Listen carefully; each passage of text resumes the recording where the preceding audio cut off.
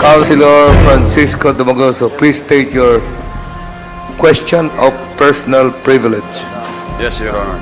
Ito pong mga nakaraang araw, simula po ng ako'y magbitiw sa grupo ng mayorya, nababagabag po ako sapagkat marami po nagtatanong at napaulat sa periodiko kung bakit ko po ginawa yon.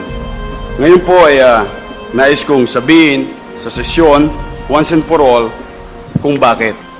Muli ko pong binalikan yung mga sandali at oras na iyon at maaari ko pong sabihin na hindi rin po ako nagkamali sa aking desisyon.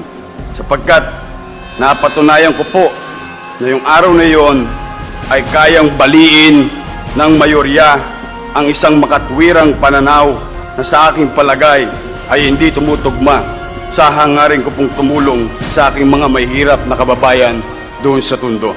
Kaya po, hindi po kaila sa inyo at dati rin po akong katulad nila at hindi ko po kinahiya na kahit po ako isang basurero lamang, pedicab driver, nag-aral sa isang pampublikong eskwelahan, nagsikap at pinalad na maging isang artista at muling pinalad na mabigyan ng pagkakataon ang isang batang katulad ko na hindi man lang nakapagtapos ng kolehiyo ay makapaglingkod sa aking kapwa.